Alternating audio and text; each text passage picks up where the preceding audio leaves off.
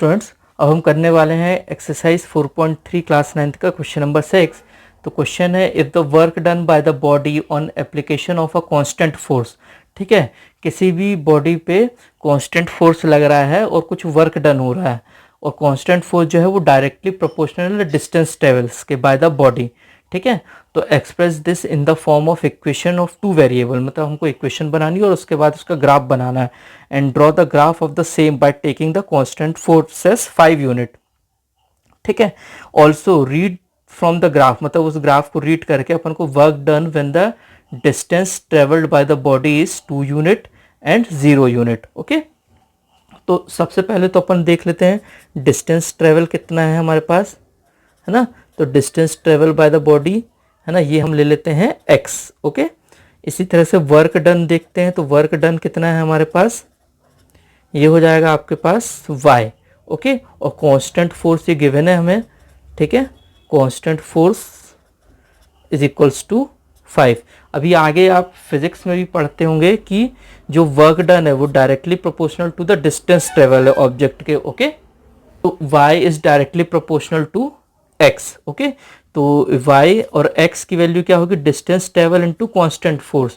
तो ये हो जाएगा 5 के साथ इसको मल्टीप्लाई कर देंगे, फोर्स को डिस्टेंस ट्रेवल के साथ ही मल्टीप्लाई करेंगे तो 5x। तो ये हमारी एक लीनियर इक्वेशन आ गई। अब हमको इसका ग्राफ प्लॉट करना है, तो टेबल बना लेते हैं अपन। ठीक है, तो ये टेबल बनाएंगे, तो ये हो जाएगा x एंड y। तो सबसे पहले यहाँ पे x की जगह पे अपन ले लेते हैं 1। ओके, तो y की वैल्यू क्या होगी, तो y is equals to 5 into 1, तो y का वैल्यू आएगा 5। तो अगर x 1 लोगे तो y की वैल्यू 5 आएगी।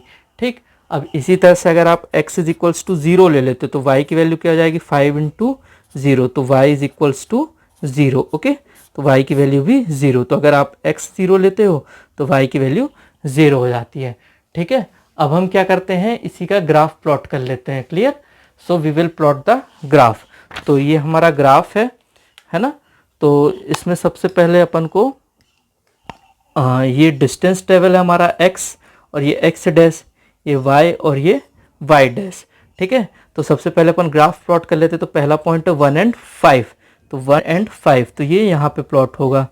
ठीक है, 1 एंड 5, x की वैल्यू 1 है, y की वैल्यू 5 है। दूसरा दोनों 0 0 है, तो ये ओरिजिन पे होंगे 0 एंड 0। अब अपन क्या करेंगे, इनको ज्वाइन कर लेते हैं। ओके, तो ज्वाइन करने के बाद ये स्ट्रेट लाइन मिला है हमको। ठीक है, तो जब अपन ने इसको ज्वाइन किया उसके बाद अपन को ये देखना है कि क्या बोल रहा है वो, कि 2 यूनिट डिस्टेंस ट्रेवल करने के बाद आंसर क्या आएगा। तो जब वो 2 यूनिट डिस्टेंस ट्रेवल करेगा मतलब ये यहाँ पे आएगा 1 यूनिट एंड 2 यूनिट। तो जो y की वैल्यू होगी वो होगी हमारे पास यहाँ पे आ रहा है, ये 8 तक बनाया तो उसको और आगे बढ़ा देंगे 9 एंड 10। तो जो वर्क डन हो रहा है वो 10 यूनिट का हो रहा है ना।